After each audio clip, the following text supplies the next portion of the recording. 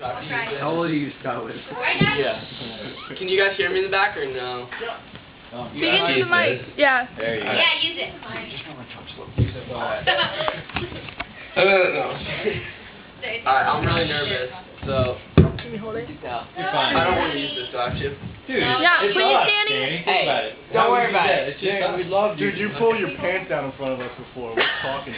Now there's no pants. Talk about that afterwards. You goose down. Yeah. Hey guys, you can do it on the mic if no one talks. I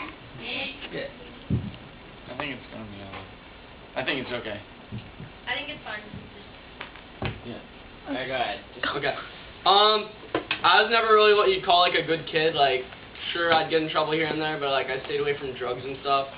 And then one night I was with my two friends, and one of them had pot, and I smoked it with them. I decided it was easier to say yes than it was to say no, because if you say no, you just have to keep explaining and explaining why you don't want to. And like people say that saying no is easy, but it's really not. And so I got high for the first time, and I gotta tell you, I thought it was pretty awesome, but it wasn't. It was like you don't have a care in the world, and like I don't know, you just feel so free. But I don't think you're helping, Danny. what? No. Shush. And but immediately I was hooked, and so I started smoking like every other weekend, and then soon that wasn't doing it, so I started smoking every weekend, and then I started smoking a couple of times during the week, and then by winter break I was smoking daily. And it was an escape. Not a good one, but it was, and because I really had nowhere to go to. And like I'd get in a huge fight with my parents and just go out back with my pipe and forget everything, and like I loved it. But with me smoking every day, I'd have to lie to my parents, which caused like more smoking, and then I was smoking like up to 4 times a day by the end of winter break. And it's coming from a kid who 4 months ago was completely against pot. And so then school started, and I was going to Florida Air Academy, and they did drug tests, so I tried to cut back, but I was still smoking every morning before my bus. And like, if you're gonna say pot isn't addictive, you're wrong, because it may not be physically, but like mentally, you got the hook in your mouth.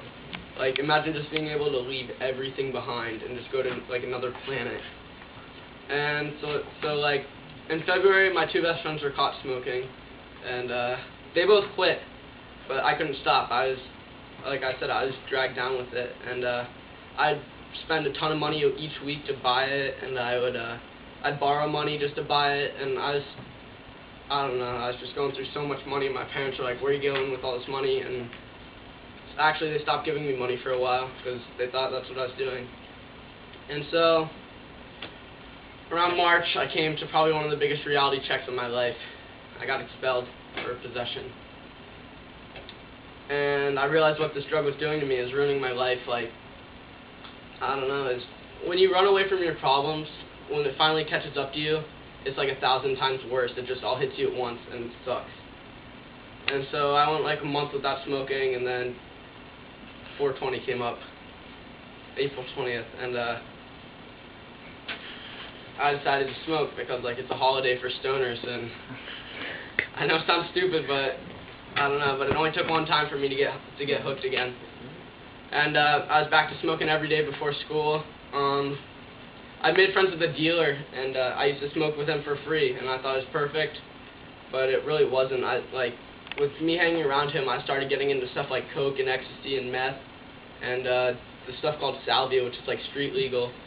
And thankfully, I just stuck with weed though in the end, and then so I was probably getting high every day before school, and then the whole summer I was probably high like 99% of the days until I got invited to SLU.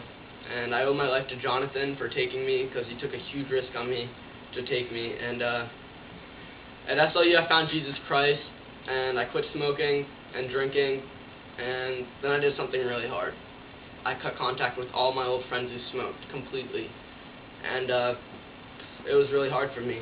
And so I made new friends, and every single one of them goes to this church. And I realized that my friends before weren't true friends, and the ones I have now are. And whenever I like for smoking so long, I go through like withdrawals where I like really crave weed, and instead of like calling a dealer, I call my new friends and they take me somewhere where like to get my mind off it, or they talk me out of it. And the thing is, true friends are people who care about you, who want the best for you. And I just want to ask you, do you have true friends? Because your friends are who define who you are. And that's it.